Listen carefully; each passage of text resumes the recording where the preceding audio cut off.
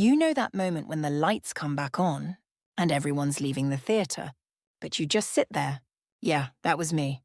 The staff came in and asked if I was okay. I said yes, but honestly, I wasn't. My heart was pounding. My head was a mess. It wasn't just a movie. It felt like something cracked open inside me. On the bus ride home, I looked at myself in the window, and for a second, I didn't recognize that person. Lucid Night. It wasn't fantasy, it wasn't sci-fi. It was something else. Like a mirror that showed me who I really was.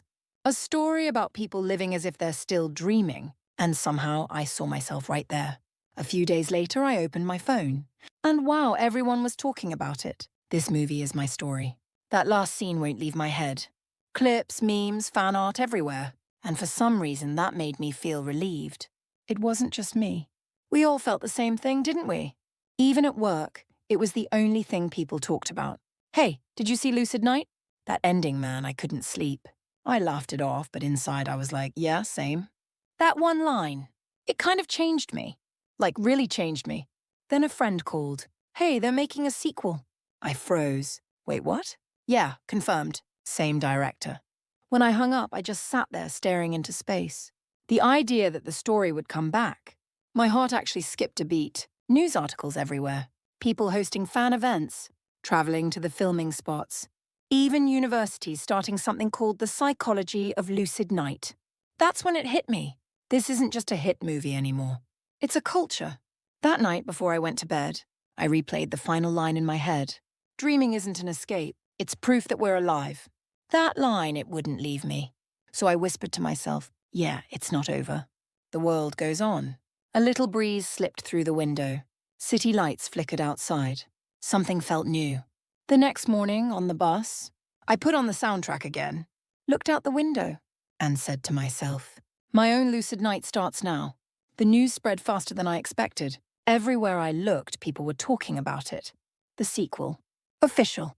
Confirmed. Posters. Teasers. Interviews. The internet was basically living inside Lucid Night again. And somehow I was too. Every morning, I'd scroll through my feed before work. Fan theories. Edits. Even countdowns people made themselves. 300 days until Lucid Night 2. It felt crazy but also kind of beautiful. At lunch, my co-workers were already planning group tickets. One of them said, I'm flying to London if they premiere it there. Everyone laughed, but I didn't. I actually thought about it. That night, I opened the official fan site. Signed up. Just like that. They were organizing a gathering downtown next week. A screening of the first film, just to celebrate the sequel announcement. And before I even realized it, I clicked attend. The day came, and when I got there, it was packed. People in handmade shirts, posters, stickers, even light sticks, all for Lucid Night. And the moment the opening theme played, the whole room went quiet. I could feel that same energy again, that heartbeat from the first time I watched it. A girl sitting next to me turned and said, it still gives me chills, doesn't it? I smiled. Yeah, like it never ended. We didn't say much after that, but somehow it felt like we'd known each other for years. When the credits rolled, everyone stood up and started clapping. Not for the movie itself, but for what it meant to all of us. I caught myself tearing up, and I didn't even try to hide it. Afterwards, I walked home under the streetlights. It was cold, but I didn't feel it. I kept thinking how something created by strangers could make thousands of people feel connected like this. It's wild, isn't it? A film about dreams, and yet it makes us wake up to something real. That night, I sat by the window again, watched the city breathe, and I realized I wasn't just waiting for the sequel anymore. I was living differently because of it. It wasn't just a movie anymore. It was a reminder that maybe we're all still inside our own lucid night. It started small. Little things, really, like waking up earlier, taking walks without my phone, writing things down again, stuff I used to dream about but forgot. It's funny how one movie can make you look at your whole life differently. I used to think dreaming was useless, like something you do before you grow up. But now I don't know. Maybe dreaming is the grown-up thing. Because it takes courage to imagine something better, doesn't it?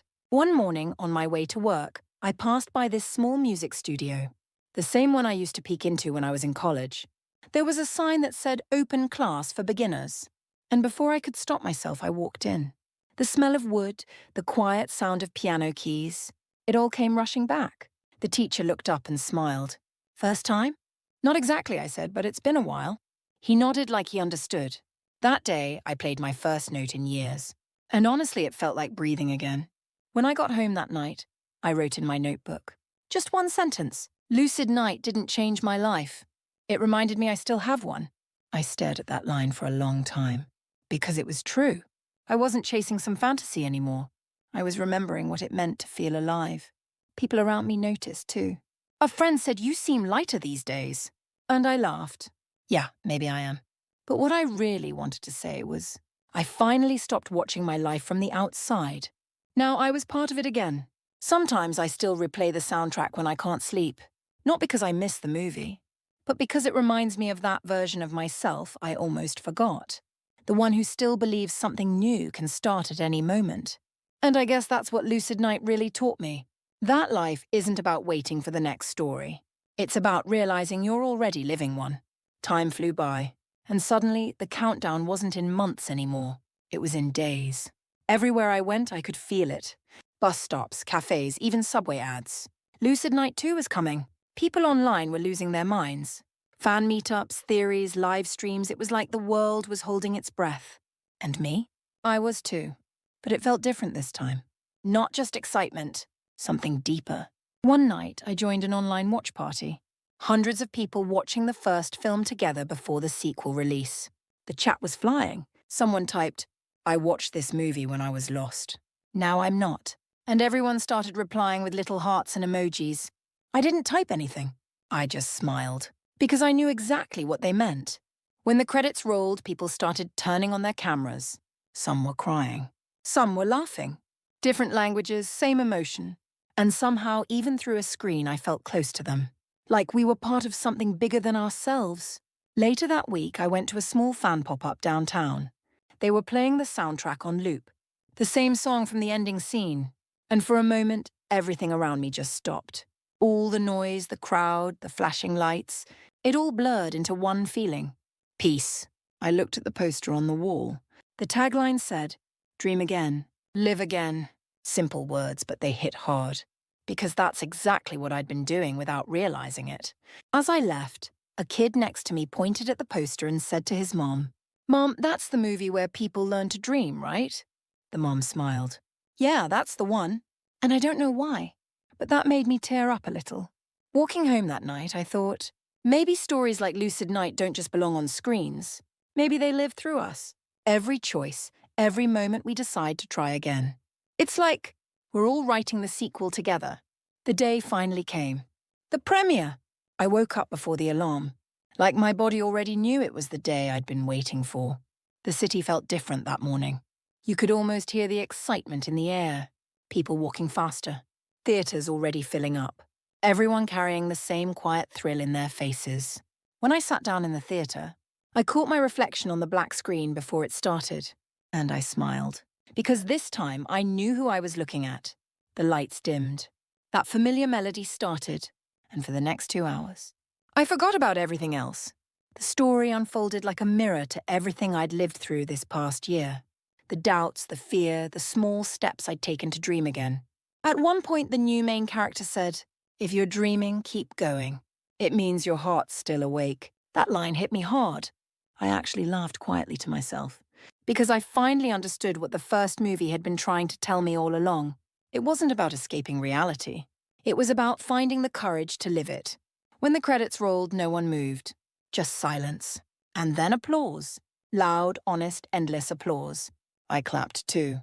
But this time, not just for the film, for everything it gave me. Outside, the night air was cool. People were chatting, taking photos, crying, laughing. The kind of energy that only happens when something real connects us. I stood there for a while, just watching everyone, thinking how wild it is that a single story could bring so many strangers together. And then I took a deep breath and smiled, because I knew, even when Lucid Night ends again, my story keeps going. Our stories keep going. So yeah, if this story meant something to you too, stay with me. Let's keep dreaming. Keep feeling. Keep living. Thanks for watching. And hey, don't forget to like and subscribe, because this isn't the end. It's just another beginning.